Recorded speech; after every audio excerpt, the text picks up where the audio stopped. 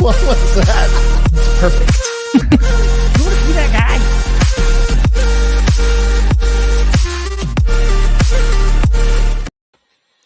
Happy wow. Friday. Oh, wow. Good morning. Good morning, Endo. I'm the Good morning, Daylord. everyone. This is I'm a the Daylord. This fantastic is Friday. Jaime. Welcome to DCTV, Crypto and Coffee. I'm your host, the Daylord. This is Jaime. And we made that intro super awkward for you. Hope you liked it.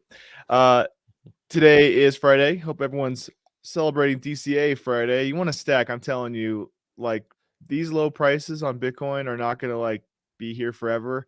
And it hurts when we end up getting into, like, higher highs and you're just like, oh, I wish I would have bought lower. I'm going to throw up. Like, I'm telling you, it's not good. So if this is your first foray in crypto, don't play yourself, homie. DCA, don't delay buy today is what the kids say. So, Hey, it rhymes. you know, I do what I can. I do what I can with what I have where I am, you know. So, looking at the markets today, whoopah. You know, we have had some price action actually. You know, everything looks to be even Stevens, but that's because last night we had a run up on Bitcoin and it tapped it. It tapped a wick. It tapped $29,000. just like a candle maker. He just tapped it. And then you know, Cardano's pumping. There's some cool news on that. Not that I'm a lover of Cardano, but hey, development's development. Am I right? And then yeah, overall the whole space looks to be kind of paused except for that little bit. So that's cool. Looking at Bitcoin though, you can see whoopah, this you know, these are day candles, right? Day man, fighter of the night man. Oh! If you look over here though, you can see 29. We just barely tapped that. Look at that. 29 right there. And if we were to zoom out, I'm going to flick over to day. You can see what we were actually referencing. Way over here. Or yonder window breaks, right? This blue line. If I can zoom into it, dang, homie. Come on, play with your boy. There we go. So you can see we had a little bit of support here. We've tapped it before, all the way back in 2021. So, yep. You know, we tapped it 1, 2, kind of 3, 4 times at least. And I think that's what people were just trying to reference on the charts. They're just kind of printing that line. Cool thing though is anyone who had sell orders right around there, congratulations, you win the game. You caught the falling knife. Are you proud of yourself? So Jaime certainly has some more details to give on this, but just so you know, that's why we tapped that number. There you go. So let's zoom out and confirm precisely what Brandon was speaking of. Let me remove all this. Watch this red line right here. Ignore all the bottom support levels I've drawn.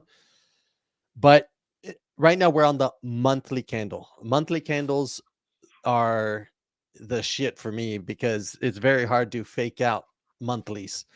And you can clearly see what's happening. We have used this as a breakthrough way back in January 2020 21, and once, which was the apex of the bull run, we came back down, tested as support around those 3 times that Brandon just showed you. We tested it again as support, and then finally broke through down to where we have been ever since June of 2022. Luna collapse and all that stuff triggered all this junk, but we have come back to the scene of the crime, or to the point where we broke down at this moment and tapped it just ever so slightly. Regardless of all that, this is a very bullish candle. This candle, the monthly candle, closes tonight at 8 p.m. Eastern, 7 p.m. Central Time. And we are watching it closely. It's highly unlikely that it will dump just in the next day, but you can see it went right up to this resistance point. It's a cinder block resistance because we used it for support so many times that when we finally broke through, it's not easy for Bitcoin to break right through it at this moment. The beauty is that it kept tapping all the way up to 29,000. So now let me zoom us into the weekly. So here we are on the weekly. Remember, we're looking at ever since we had this on March 13th, right after I missed the buy by $59. I will never forget that. You see that we ran right up to this area of resistance, this zone, and I'll zoom in closer afterwards, but we've held it as resistance. As long as we held above the 200 weekly moving average, which is a level we had not breached in Bitcoin's history with a confirmed breach below, now we are back above it. Now that we're above it, as long as we stay above, we're good. We may wick below if we have a capitulation moment. If this was not the capitulation we're looking for, we may have one here. But the fact that we are above the 200 weekly move average, and it is confirmed because we had a candle just last week confirming we stayed above. This week, again, we're staying above. This candle doesn't close till Sunday, but the one we're watching now is the monthly, which is tonight. Here's where we're at. So let's look at what is possible in the short term. What is next? So here we are on the 3-day, and you can see that we have hit that barrier. This whole red zone is that cinder block wall we're trying to get through. Yesterday, we rallied up to 29,000 and just tapped it. 29,182 was the high. And now we continue. Tonight, this one closes also. So the monthly and this one close tonight. As long as the monthly stays above way that 200 moving average, we're good. And it's very likely it will. Now, here's what we're paying attention to. That channel we've seen where it's been rising, and now we've been scraping the bottom of that cinder block wall. You can see that we're losing slight strength as we're there. So this just shows it's a temporary or short-term pullback. It will be healthy, guys. If you're going to break a cinder block wall, not even Bruce Lee could do it this close and tap it. He pulls back and then goes for it. So we should see, for a regain of strength, a healthy pullback. So if we see it, we may come down to the FTX breakdown level. This should be green. Let me flip it to green because it is now support. Here we go. Let me save that stuff. Done. So if anything, either we pull back down to the FTX breakdown, which is 21,300, or 24,000, maybe 25,000, the bottom of this channel for confirmation. So we have quite a few levels we can look at. And it seems that the 50 moving average is coming up to this FTX breakdown. So worst case scenario, it should be around 21,400 more or less. We should pull back to for a healthy reattempt to break this cinder block ceiling we have above us. So the times are exciting. The good news is on the monthly, we are confirmed as strong. I mean, it broke through and stayed this. Whoops, that's the Bitcoin. Right, Right whipping here. out the wrong one. Whip out the right There it one. is. Whipped out the big green one right here. The Hulk. Bitcoin angry. it broke right through the 50, which is a very important level to break through. And now we're at this cinder block ceiling because annually we've closed annual. So if I move over to the 12 month, you'll see this was a level we in January 2021 we rose above, opened at this level. 2022 we broke back down, and now we're testing it as resistance on the annual level. So it is a very important level. It's clear on the 6 month to look at this, because on the 6 month you can see that we tapped it back in January again. We rose above it, came back down to test as support, and then finally broke through last year. So now we're finally touching it as resistance. So the big question is it confirming as resistance to continue down or continue on up? So that is going to be, we will know after April what this is going to be. If we come back down in April, May, and June, the third quarter, it does the correct where it taps it as support to confirm as support at 23,000. Remember that number, 23,000, almost 24. We may come back down to test it as support to then break through. And now the next resistance level is 33,000. So now we're going to watch it. Do not long. Remember the rules. Don't long at resistance. Do not short at support. It's like ramming your face into a cinder block wall. So that's what we're watching at right now. Don't enter any trades unless you know precisely what you're doing and you're a day trader. Right. Seek financial advice in those instances if you're not a professional. We are not financial advisors. We just share our own experiences that we've had. We're nerds with charts. So professional nerds, but not that type of professional. So keep in mind too, it's kind of like if you're having an argument with your significant other, and you also know that there's something like unrelated that like you got to bring up because maybe you bought a puppy or something, right? Like you don't bring up that new information when you're already in hot water. So that's like longing at resistance or shorting at support. It's like, bro, that's not the place to do that. There's a place to do that. That's not the place, huh? That's so right. Yeah, you wait for confirmation after you settle with your significant other. Then now you bring it the related subjects. You make sure you're out of the woods with the first one before you pull on a second, right? Otherwise, you're just gonna get hit in the face. That's right. Or sprayed with mace, put in your place.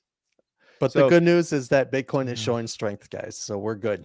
Just be ready for a short-term pullback for now. Bitcoin is strong. And that being said, I want to say good morning to everybody. What's up, Indo? Boy, I see you. Good morning. 20 mining. 20. Good morning. Good morning. And I'm maybe 30 Bitcoin soon. I mean, how long can we stay low is the other question, right? And who was it? Novogratz? Yeah, it was Nova. Was it? We'll talk about it. Trust me. Okay. We'll talk about it. All right. Boston, what's up? Good morning, boy. Champion of the sun. Whoa. She's a master of karate and freedom for everyone. Just Bossy, I see you, girl. What's up? Anybody else who's chilling in the show, go ahead and say what's up in the chat, and we'll give you a shout out too. Better late than never. Am I right? So let's read the news. And boss, I'm sorry, girl. I left you hanging on the screen for no reason. It's the best salute we have. I appreciate you, girl. Don't you worry. So, anyways, Dogecoin. We'll start with Doge of the Moon, right? So, look, you know how Bitcoin, you know how like Burger King's trying to trip on just being like a meme. Like they know their food sucks. I get it. Like they're like, you only come here because you're stoned and it's like 1 a.m. and we're still open. Like that was White Castle for me when I lived up in New York. Yeah, I mean, people are like, look, we get it. Our chicken nuggets were totally cooked this morning. We microwaved them before we give them to you. Like, we get it. Like, do you want barbecue sauce is my question, right? so they're not shooting for quality. They're shooting for like relevance with like people who don't got a lot of cash. And who doesn't have a lot of cash? Degens who rock Dogecoin all day. So next story reads, Dogecoin statement made by Burger King UK delights community. So that's good. Okay. Let's read the news. The Dogecoin community is ecstatic about Bitcoin, Burger King UK's unexpected Doge statement. The UK branch of global fast food giant Burger King, Tony, I see you, reacted to a post about the acceptance of Bitcoin and cryptocurrency payments in I keep saying Bitcoin, bro. Other capital B word, Burger King Paris, with rather unexpected response. We need Doge. So they're sitting around the board, the board table, the meeting table, and they're like, slide one, we need the Doge, and that's their conversation. Like, Let's go. they do this in an executive space, If Elon can do it, we can do it. Doge, shitty Burger King, Doge, several Twitter users asked when Burger King would start accepting Doge for its meals in reaction to the tweet, which many interpreted as support for Dogecoin. A user commented, "I'll gladly pay Burger King in Doge." It would not be the first time that Burger King and Dogecoin interacted. Burger King Brazil announced in July 2021 that Dogecoin would be accepted as a form of payment for its dog per dog snack. That's a stupid name. Why did you do that? The restaurant has also launched an ad to promote the product in the country. Burger King and Robinhood collaborated to give away free cryptocurrencies to U.S. customers in November of that year. The reward pool included 20 Bitcoin. Yo, I see you. 200 Nice. ETH. I see you. Woo! And 2 million doggy coins. Oh. When in 2022, after McDonald's declined Tesla CEO Elon Musk's offer to eat a Happy Meal on TV if they started accepting Dogecoin, what a bunch of, man, you lose. Mickey D's, that's not the move, bro. You got the Doge Lord saying, "Yo, I'll give you advertisement if you just like take Dogecoin. Take Dogecoin. What are you thinking?" Burger King tweeted a vague response to Musk's tweet. Only a king knows what the coin do. What a Bro. troll. Enthusiasts took this as support for their favorite dog-themed cryptocurrency. However, it is not yet known when Burger King will allow customers to purchase meals at its restaurant using Doge. I think they're going to do it because, man, Burger King's going to, they got to get an edge somewhere. They're not getting an edge with anything. Like, I remember back when I was a kid, they had Pokemon toys. And, I went there, daily because I wanted to get all those Pokemon toys. I still have a ton of them. And it wasn't good. In retrospect, my mom and dad should have just DCA'd waiting for Bitcoin to be born, but instead, no, we bought crappy Plastic. Pokemon toys with microwaved hamburgers. But hey, is what it is, baby. It's what it is. So what do you think about that? Do you think Burger King's gonna accept Doge? I mean, let me know, man. Let me know. Let us know in the chat. So next story here. Pro Trader says Bitcoin is going to dive to 13K before a major rally as financial crisis 2.0 unfolds. Jaime, what's your take on that? It is possible. I mean, when we looked at the annual, so here, let me show you in the charts why I think that's possible. Yeah, whip it out. Whoop-ah. I'm going to whip it out. And here we go. Let me take the color. View this tab. There we go. Add to stream. And here we are. This is the 6-month candle. Here's what we've seen. Where you're going to look, the keyword here is what's called bullish engulfing or bearish engulfing. Bullish engulfing literally is when you have a candle. For example, this one, we had a red candle at the very beginning, and then the next candle was far bigger and it engulfed the previous candle. That is a bullish engulfing candle. And sure enough, you can see how Bitcoin ate that up. Once we had now the downturn, it did not engulf. When the red engulfs the previous green one, that's known as a bearish. This one did not engulf it, meaning it was smaller. So it's not a reversal pattern. Where do we see Bitcoin's first ever reversal? Was from on the January 2022. So from 2021 to 2022, we're looking at the 6-month. This is the first ever bearish engulfing where the green, the red candle is much larger than the green one, and it pretty much ate that previous one up. Now we're coming back up to test it. That level it broke as resistance. So that could mean a trend reversal from this point.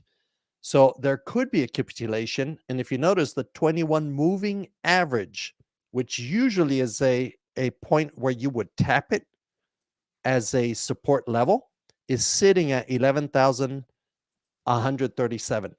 So it is possible for it to come down to this level, guys. Yeah. If you're looking at it at the 6-month level, like really far back, it is plausible. So price action at high time frames show it is a plausible move. So that's my 2 cents from a chart perspective. Yeah. Appreciate that. DCA Friday. It is today. Don't you forget. Don't you play yourself with this. So let's read the news here. Bitcoin, despite gaining slightly more than 70% so far this year, presenting trading at roughly 28,400, is predicted to fall below 13,000 before another rally. The latest forecast comes from the chief market strategist of InTheMoneyStocks.com, Gareth Soloway. And this guy's legit. Yeah, Gareth he is. Soloway is like he's not He's a a little pro. fish. He's He's not a total little pro. fish here, bud. He's a big Yep. fish. Who believes that in spite of the flagship digital asset current push towards $30,000, it will plummet to level not seen since November 2020.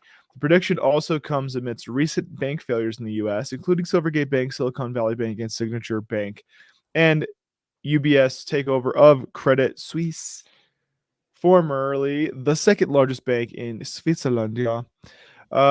Soloway stated in an interview with Kitco News on March 29th that the ongoing banking crisis has resulted in investors pulling their funds from banks and investing in Bitcoin, contributing to its recent rally. However, he noted that as the financial system becomes more stable, Bitcoin's value will decrease, potentially dropping as low as $9,000 in 2023. So I feel like that is probably pretty far reaching, but I know he's saying potentially, right? Yes, and don't get him wrong. Gareth Soloway is someone who believes in Bitcoin. He is bullish long term on Bitcoin. What he's looking at, which he's a pro at, is the price action itself and chart technical analysis. And that's what he sees is that potential pullback. Because if you look at his interview, also, he mentioned that it's really reassuring to see that when the banks started failing, Bitcoin precisely acted as programmed, which was as a hedge against bank failures. So it is fulfilling its own destiny of why it exists as a store of value. Yep. So he's good, and based on the price action my own, which is the 6-month and the annual, you can see it's doing a reversal for now. So this statement by him is plausible from the chart's perspective also. Yep. Indo asked, with the U.S. government owning so much BTC, can they help further push the price down, causing fear, uncertainty, and doubt, which has been their agenda? What do you think about that, Jaime? Oh, yeah. Here's okay. I don't want to be disrespectful, but it would be very retarded. Nah, whip it out. Whoop-ah. It'll be very retarded on their behalf to just dump it. Like, if you grab BTC, which is a hedge against bank failures, it was created during bank failures where the too big to fail, the homies were being saved while everyone else perished in the banking industry, which we're seeing right now. Precisely right now, where now all of a sudden they're moving all the cash protections and everything to the big boys, transnationals, and letting the commercial, the mom and pop banks, if you will, fail. So here we go again. And now Bitcoin rallied while everything else tanked. So I'm with Indo in terms of BTC Hungry Hippo. Yeah. They can create that FUD, actually dump it into the market. I don't give a crap. The world will pick that up. So it may bring it down. And that's why this capitulation may be a very violent one, meaning it may drop all the way down, a bloody drop, but there's so many that understand why Bitcoin, not crypto, Bitcoin exists. It's a They're gonna Bitcoin. eat that up. You're gonna see the hungry hippo. You're gonna see a dragonfly doji more likely when this occurs, and that'll be the governments and people who are trying to dumping, and the ones who understand buying. So it's going to be a great wealth transfer. It would be short-sighted if they do it, but I welcome it if they do it. Right. Yeah. Yep. Exactly. We'll keep reading this. He added that by the end of the year, I think it will be at least 12,000 to 13,000. The basics of this are that the number one, we have to still wait for regulations. So especially with that uncertainty, ultimately we have to remember that you're at a point where regulation is still keeping big money out and people are still subject to absolute fear. And I think this actually plays in the favor of the crypto head, right? Like we're able to stack a few Bitcoin probably. Like if everyone's hustling, like and Yeah. you're trading properly, you're able to actually accumulate a few Bitcoin, and that might Yes. not be possible once the regulation comes in and traditional money really flows in. Like that floor price might be so high that Yeah. it might not be realistic for the majority of people to get down to one Bitcoin. So I mean, just count yourself lucky that while we're not loaded just yet, Mhm. that we had this huge opportunity to buy. Because if we believe this in the long term, and trust me, Jaime and I do. Yeah, we do. We're Like for fully real. vested, Yeah, career-wise and everything. we're full yeet right now. So count yourself blessed to know about it, to be informed on it, and to be able to have so much time to hustle, even if it means you're doing Uber Eats or whatever, just to get some side cash to throw into Bitcoin. Look, hustle. Mhm. Bitcoin previously decreased in tandem with stock market. So Soloway correctly predicted the Bitcoin bottom in 2021, and his 2 decades of professional trading experience have made him a respected voice in the industry. He further stated that historically Bitcoin's value has decreased in tandem with the stock market during times of economic downturn. Therefore, if the Standard & Poor endures significant losses, Bitcoin will likely be caught up in the selling. He added, if you look historically at Bitcoin, it has gone down when the stock market has gone down. If the Standard & Poor dumps as much as I think, Bitcoin will get caught up in that Yeah. selling. And And why does he say that? It's yeah, because if you look at the big stock market drops in the past, big ones, everything falls, including gold, everything. What makes the difference between all those stocks are the best bets rise first. So this is the opportunity for a lot of you a lot of us that were like, fuck, I missed that opportunity. yeah, When this transpires, I have a feeling it will. Uh, this is your chance to get in at the best rates possible. So have your reserves ready if you have any. DCA always. That way, if it doesn't happen, you're not out of the loop completely. But have your buys ready. So when it does transpire or does occur, boom, you caught it. And I right. love the statements you've made, Gundy. Welcome aboard, sir. I just saw you come in. Nemesis said, if the government sells all the Bitcoin they have, it would be auctioned off as they did the last time. So the government BTC never hit the open market since it was peer-to-peer only. That's very true. As a matter of fact, um, the California guy who bought all of it back in 13, I think it was. Jesus, he's a big advocate for Bitcoin, and he's one of the billionaires that even is trying to break California up into two pieces. Jesus, Peter Thiel. He's the guy, and Mike Novogratz also has Yeah, purchased off. So those two guys, currently billionaires, were the ones who saw precisely. So it did not hit the open market. It actually went to peer to peer.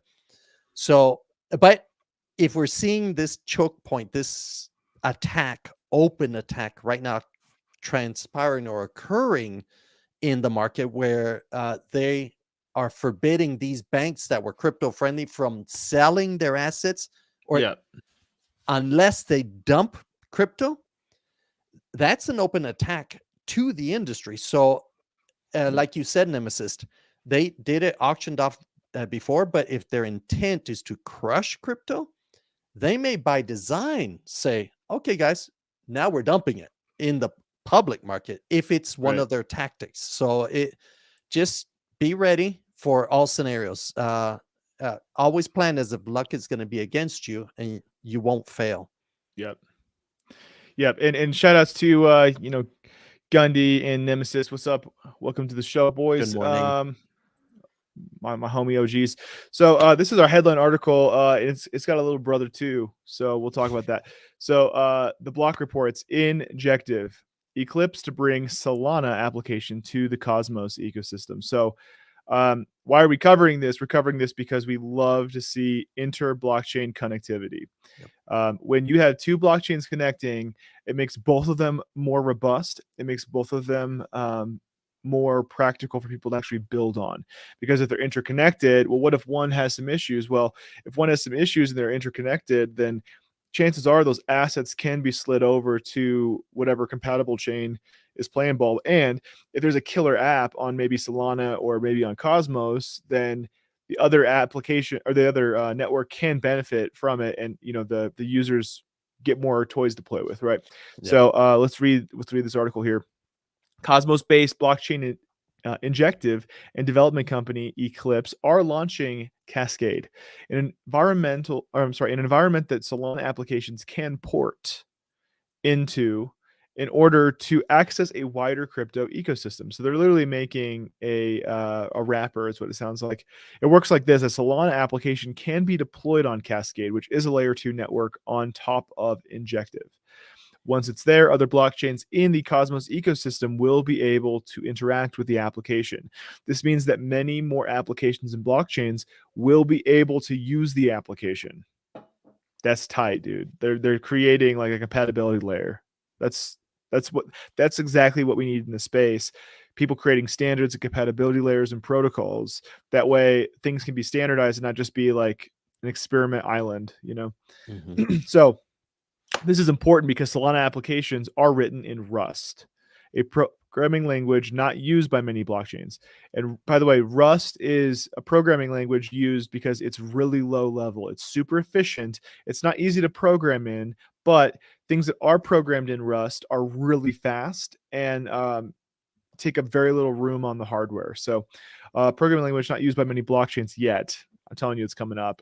As such, Solana applications are largely limited to its ecosystem only. By porting these applications onto Cascade, which is compatible with Rust, so that's tight, developers can use the same code and access a much wider crypto audience. So that's why you care about it, right? Mm-hmm. This will not only empower Solana developers to deploy their dApps on Injective, but it will also create more opportunities for users to experience the best Web3 dApps in one integrated network, said Injective Labs CEO Eric Chen. The Cascade rollup is compatible with Rust because it is designed to work with C-level virtual machine, or SVM, a computing environment that enables developers to deploy Rust-based Solana apps on other blockchains. It's this integration that allows Solana smart contracts to run natively on Injective, despite their differing technical architectures. Once on Cascade, applications will be able to access the wider Cosmos ecosystem through IBC, which is Inter-Blockchain Communication Protocol. This is an infrastructure layer that lets anyone send tokens and messages between Cosmos-based blockchains. So I hope you see and putting the pieces together. Like one Solana and Cosmos are both likely to be valued higher. So if you're a trader, if you're someone who's collecting, these cryptos, they're doing airdrops on both chains, doing NFTs, all that kind of stuff. All those things are likely to go up in value because you're all of a sudden adopting a huge other market into your space. So if people are hardcore Solana or people are hardcore Cosmos, they're sort of like getting another brother, in their household. So the more the merrier, baby. Using optimistic rollup technology. So Cascade will rely on optimistic rollups, a scaling technique typically used by blockchain networks to aggregate multiple transactions into a single transaction, reducing the number of transactions that need to be processed on the chain. So what this is like It makes it more efficient, makes it faster, right? The reason for relying on rollups in this case is not to achieve scalability, but rather ensure that the interoperability between the differing technical architectures remains secure. So with Cascade, Rust developers will be able to transfer their code from Solana to Cascade and run it on the Cosmos ecosystem. Okay. And so why am I spending time on this specific piece?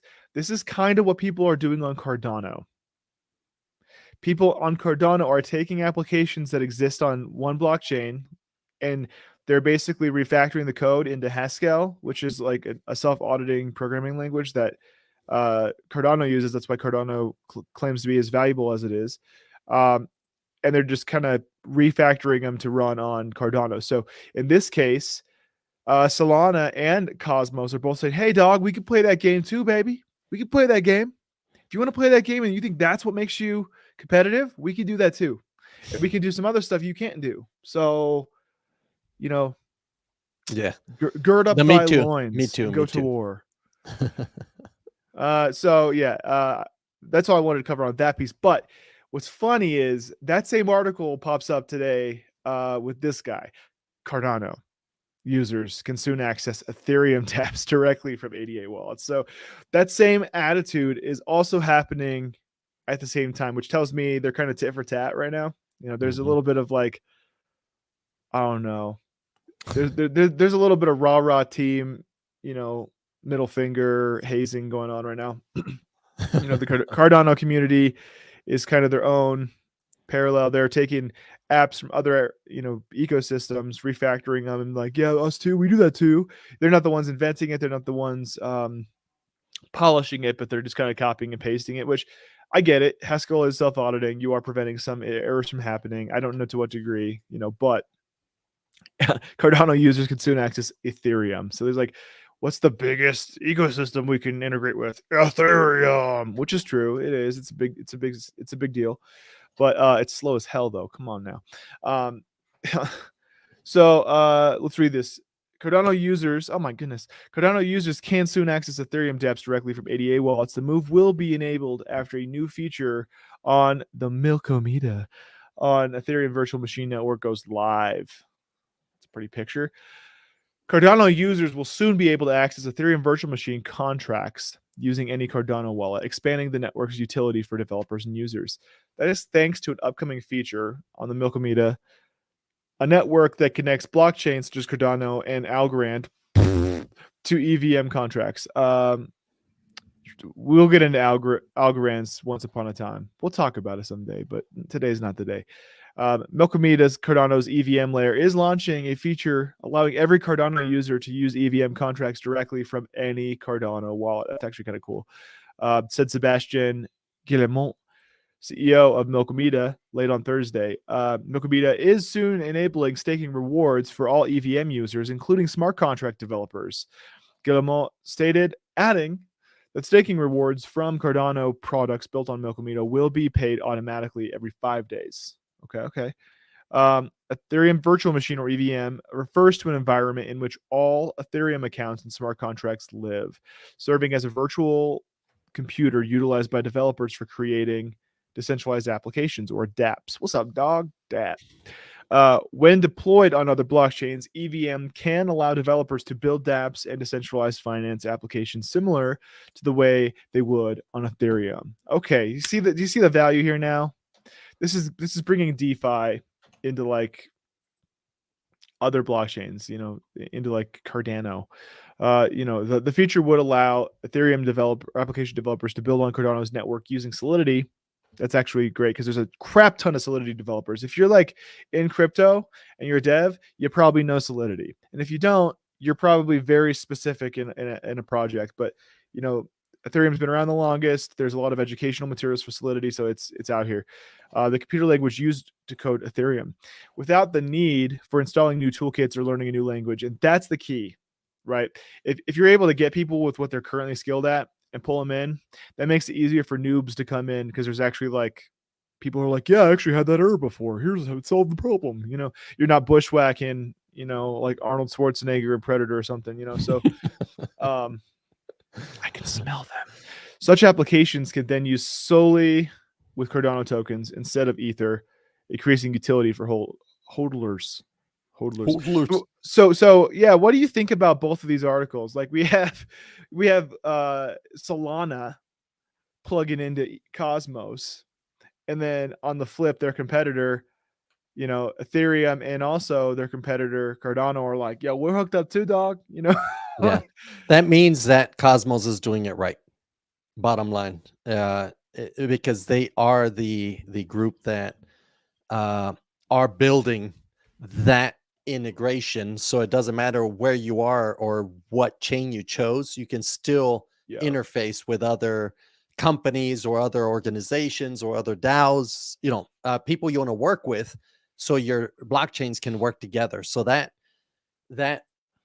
um, openness of integration is what is making crypto so strong for the future. So these are great news that everyone continues to build and incorporate with each other. Yeah, that's brilliant. We do have some world news going on right now that I do want to talk about. It's not political, but it actually might be. Elon Musk and tech experts call for a pause on dangerous AI experiments. So, like, we played around with ChatGPT. We're big on AI, futurist technologies, because they all plug into Web3, right? They all affect crypto and how we interact with this stuff. So, I want everyone to at least understand what's happening here, so that we can be informed as it starts to, intersect in our sector. So, also, this is like existential stuff. So, if you're dead, you can't trade crypto. That's just true. So Elon Musk, Apple's co-founder Steve Wozniak, and a host of other tech experts have signed an open letter calling for a pause on AI development. The letter asks AI labs around the world to temporarily cease the development of large-scale AI systems to manage the profound risks that deep learning models pose to society. Contemporary AI systems are now becoming human competitive at general tasks. Sorry, homie, that's true. Level up, Buttercup. Gird up thine loins and go to war. Powerful AI systems should be developed only once we are confident that their effects will be positive and their risks will be manageable. This is really sober thinking, by the way. We've all seen sci-fi movies. We know what's possible, right? The letter's authors argue that is now the time for independent review of AI over a 6-month period in which time AI labs should immediately pause activities. This pause should be public and verifiable and include all key actors. If such a pause cannot be enacted quickly, government should step in and institute a moratorium. Man, I have mixed feelings here, because I don't like government intervention on things. I like the free market doing what it do. But at the same time, if it really is a matter of protecting life, liberty, and property, maybe this is something that intersects. I don't know. I can't As wait they on have it. proven themselves that they protect life, liberty, and property, Brandon. That's what concerns me. Oh, sure. Oh, sure, bud. We're talking principles here. We're not talking reals. But if you swear an oath, I mean, it's death penalty if you don't uphold your oath, or at very least you're, given some repercussions. So supposedly there's no teeth, though. Who knows? Tech experts want to see a set of shared safety protocols developed for AI that can be overseen by independent outside experts. This does not mean a pause on AI development in general, merely a stepping back from the dangerous race to ever larger, unpredictable black box models with emergent capabilities. And that's true. They develop their own languages and they do their own thing. And like, we can't read in on it. We don't know what they're talking about. We don't know what they're doing. Intentions can't be determined. So Nothing. you either ignore it and keep on, make cat recipes set in, I'm sorry, making recipes in like cat meme language, which one can do. Not that I've done it. Okay, I've done it. The letter alludes to AI machines flooding our information channels with untruths, a nod to recent fake images of Mr. Donald Trump being arrested, and ChatGPT's ability to write essays and take exams. That's true. Should we automate away all the jobs, including the fulfilling ones? Should we develop a non-human mind that might eventually outnumber, outsmart, and obsolete and replace us, warns the letter? Should we risk the loss of control of our civilization? Such decisions must not be delegated to unelected tech leaders. That's fair. I think that's fair. Um, that's the idea of a technocrat, right? Someone who rules because they have technology. The signees accuse AI labs of being locked in an out of control race to develop and deploy ever more powerful digital minds that no one, not even their creators, can understand, predict, or reliably control. Yikes. The chilling letter has been signed by more than 1,000 people, including notable experts and thinkers such as Elon Musk, author Yuval Noah Harari, Skype co-founder John Tallinn, Apple co-founder Steve Wozniak, and Ahmad Mustak, who co-founded Stability AI, one of the companies behind AI image generator Stable Diffusion, which is hilarious for memes. Shout outs to Stable Diffusion. The letter was published by the Future of Life Institute, which, according to Reuters, is primarily funded by the Musk Foundation. So, notably, our notable signatures exceptions include Sam Altman, the chief executive of OpenAI, Midjourney founder David Holtz. The letter isn't perfect, but the spirit is right. We need to slow down until we better understand the ramifications, says Gary Marcus, a professor at New York University who signed the letter. They can cause serious harm. The big players are becoming increasingly secretive about what they're doing. That's what's scary. That's the problem. Yeah, which makes it hard for society to defend against whatever harms may materialize. Now, keep in mind that we don't fight wars anymore with, bullets. Like, that's not how wars are typically fought and won. It's fought with fifth generational warfare. It's fought with like information, disinformation campaigns. It's fought with propaganda, effectively controlling things. Because keep in mind that all war has a purpose of is taking control over assets, right? Like England attacks, let's say ancient early England attacked, a specific island because it wanted to take over the island and its resources and its ports so that it would be part of the British Empire, let's just say. They could certainly do that by threatening people so they surrender. They could certainly do that by taking out people who are standing in their way. They could certainly do that by getting the people to agree to some contracts and they sell it, right? So the point is, how did they win a war? They took over control. And so if you can take over control without actually harming people, because you want those assets, if they're unharmed, they're your assets now, right? So if you can twist someone's mind into doing what you want them to, then you have functionally conquered those people, and now they're your people, right? You've conquered that land, now it's your land. So I want people to change their mind on how they're thinking about things like, warfare and military tactics and, what's safe and unsafe, because really AI is the weapon of the future predominantly. Like it has the ability to intelligently take over control over areas if people don't know what they're looking at. So I know this is kind of deep and scary, but I think it's important that we as futurists are paying attention to what's happening and we're able to be informed and help guide it a little bit. So Jaime, what's your take on that? I know that was super funny and LOL, right?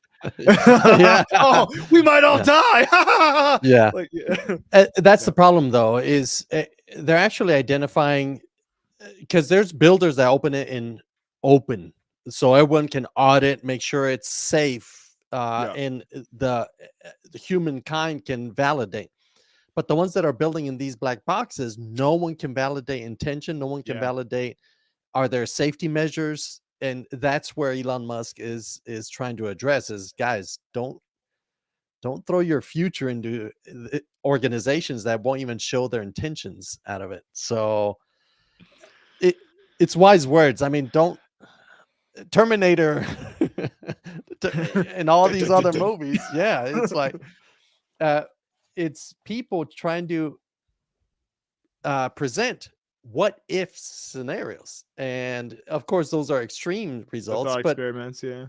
yes, but how about the organizations that actually control the AI they're about to release to the world? Okay, what are their intentions? We've seen a lot of these billionaires or these big money people with power, because power literally all it means is those that can do. So because of their money, their access, their relationships and everything else, they can do. So now if they release AI, what are they trying to accomplish if they keep it in a black box? And that's the dangerous part, because absolute power absolutely corrupts, and that's the danger here. Yeah, it really seems to be the case. And one thing I did want to go over next is this guy here. A killer use case. And this is no pun intended from our last article. Citi says trillions in assets could be tokenized by 2030. And so I want this to be seen as like why you should be bullish about this sort of technology, right? Hmm. Because really, once businesses start using it so that people can have greater confidence, it's like if you look back in the industrial revolution when foodstuffs really started to be created and put on shelves and distributed. Heinz ketchup, interestingly, there was this issue where people were putting different sauces and things in green bottles, and so you couldn't really see what was in there. You couldn't really tell the purity of it. Um, they were kind of like shady about the quality assurance, right? And then Heinz is like, you know what? We're gonna make a red tomato ketchup and we're gonna put it in a clear bottle. It's gonna be transparent. You're gonna be able to see the product. That's not coloring. That's not the color of the bottle. That's the real product. And people started buying that product at mass because they had confidence that like they're not hiding anything. Like they're showing what's in it, right? And so that same idea applies to crypto in every business. If people can be sure that things really are what they think they are, they can validate it on a blockchain. That increases confidence in the marketplace that like they're really buying something legitimate. The company's not doing some funny money stuff, in the Hmm. background. And so that's really the value prop that blockchain tech in general has for businesses and for consumers. So let's read this here. The bank predicts that private equity market to become the most tokenized asset class because it is more liquid and can be fractionalized. So investment bank Citi is betting on the blockchain-based tokenization of real-world assets to become the next killer use case in crypto, with the firm forecasting the market to reach between $4 trillion and $5 trillion by 2030. So if you want some jobs, guys, I'm just saying, Yeah, like, get some skills right now. this is the way. Yeah, that would mark a 80-fold increase from the current value of real-world assets locked in blockchains. Citi explained on its Monday Tokens and Games March report. We forecast $4 trillion to $5 trillion of tokenized digital securities and $1 trillion of distributed ledger technology, or DLT, based trade finance volumes by 2030, the firm's analyst said. On the up to $5 trillion tokenized, the bank estimates 1.9 trillion will come to the form of debt, 1.5 trillion from real estate, and 0.7 trillion from private equity and venture capital, between 0.5 to 0.1 trillion from securities. So do you see these numbers? Like, there's a lot of money here that's going to be tokenized. And there's probably a big cut of that pie that can go to people who can really execute on it well and make sure that it's built in a sober way, right? And Citibank isn't alone on this. There's so many Yeah. people moving into this, and it's because now there is a way to transparently Yeah. align where the world can see the Mhm. origin of this token and how it is tied into that token, Yeah. that asset it's representing. So Bitcoin was the grandpappy, where it was the first deployment of this concept, and now everyone else is following suit.